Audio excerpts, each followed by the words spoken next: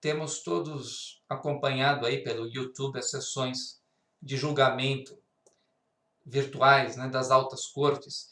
E estão interessantes. O que a gente tem que perceber é que é uma questão que veio para ficar, né? É uma técnica que veio para ficar, muito cômodo para o juiz em sua casa, em seu gabinete, o advogado em seu escritório, o procurador em seu gabinete, em sua casa.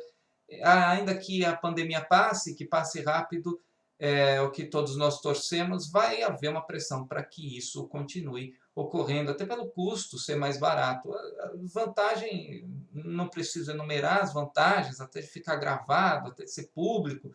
As desvantagens são evidentes também, mas eu vou me fixar em que, claro, o juiz presta menos atenção. O vídeo é cansativo, a tela é cansativa, a gente se distrai, eu estou aqui no meu escritório, nós vemos outras coisas, quer dizer, o vídeo foca menos, mas tem que saber lidar com isso.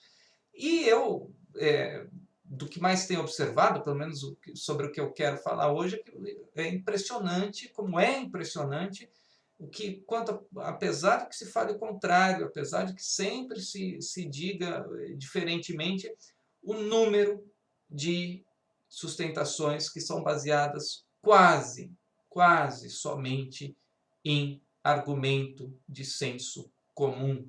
Coincidentemente, eu estou aqui trabalhando na tradução do meu curso de argumentação, né? Estou fazendo a tradução para o castelhano, você já deve conhecer, da Martins Fontes, e eu tenho aqui um dos capítulos exatamente sobre argumento de senso comum. O que é argumento de senso comum? Argumentação fraca é aquele em que você diz o óbvio, você diz o genérico, que até pode ficar muito bonito num discurso, mas que não convence ninguém. Não convence no sentido de que não altera a opinião de qualquer pessoa, de qualquer ser racional sobre aquilo que se está falando.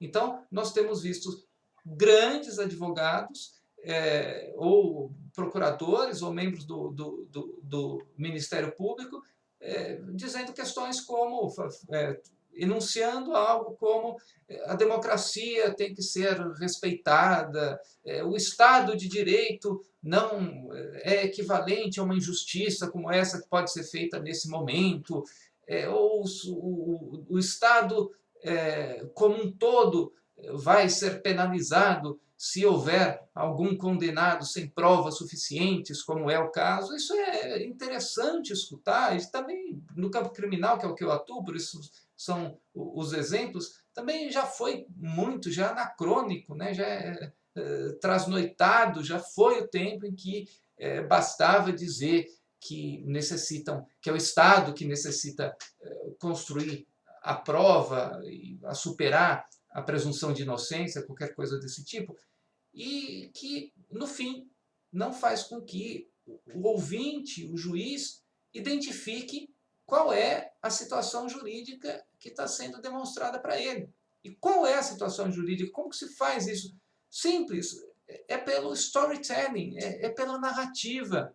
É isso que interessa, não precisa ser uma narrativa pura, como as de ficção, mas numa mescla de progressão narrativa. Nós temos uma obra em que nós demonstramos, né, na verdade, na questão acadêmica, como que a narrativa e a argumentação temática, a narrativa figurativa de um lado e a argumentação temática do outro, são duas faces da mesma moeda. A gente tem que saber lidar com isso. Como seria o esquema de uma fala, de uma sustentação oral? Eu imagino como, primeiro, se fosse teorizar, claro que isso pode ser alterado, mas primeiro a saudação ao juiz, porque o juiz é vaidoso mesmo, a gente sabe, ele tem que ser elogiado naquele primeiro momento, ainda que para ele custe, objetivamente custe, ele deve pensar, puxa, de novo, então não posso exagerar, eu tenho que ser rápido, mas eu tenho que fazer alguma consideração ao meu ouvinte, pelo menos para torná-lo presente, então vamos dizer, colocá-lo assim, né? Colocar as questões nessa maneira, eu faço o meu ouvinte presente a partir do momento em que eu faço alguma menção a ele. Essa menção é rápida e depois a apresentação dos personagens. Como num filme, como numa novela que você começa a ler quem são as pessoas, de quem você vai falar. Quantas sustentações a pessoa nem se identifica, são 10 advogados falando, ele já começa questionar as provas, mas quem é você? Qual é o seu papel? E aí você me explica, você me conta o que aconteceu, como que o seu cliente foi parar ali para estar às portas do judiciário. Ele está pedindo alguma coisa, mas o pedido dele em si não é o que interessa. O que interessa é a progressão. Como tudo começou, o que aconteceu, e em determinado momento como as provas foram surgindo de um lado e de outro até chegar numa situação atual, uma situação de tensão que tem que ser resolvida pelo judiciário. Só que tem que ser resolvida ao seu pedido. Acontece que se a narrativa for bem feita, se a tensão criada for a tensão, né, o tensionamento, a tensão for criada da forma como você expôs, selecionando o seu ponto de vista, o juiz vai decidir por ele mesmo, não precisa pedir.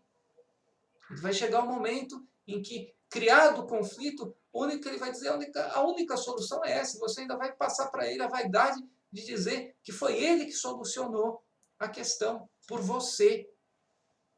E aí você mudou a opinião de alguém de forma muito mais direta e muito mais eficaz do que passar metade do discurso falando sobre questões que são importantes e são emocionantes nos grandes tribunais, né, com o paramento da toga, com o paramento da beca, mas que não mudam a opinião de ninguém, que são mais chatas do que aquela primeira aula de ED em que, quando você escutou essas questões de isonomia, de igualdade, de direito, de democracia, que são verdadeiras, mas era a primeira vez que você escutava, e não quando já você tem 30 anos de exercício de profissão, 30 anos escutando sustentações. Então, vamos ser eficazes. Se você pedir, você entra no meu canal e...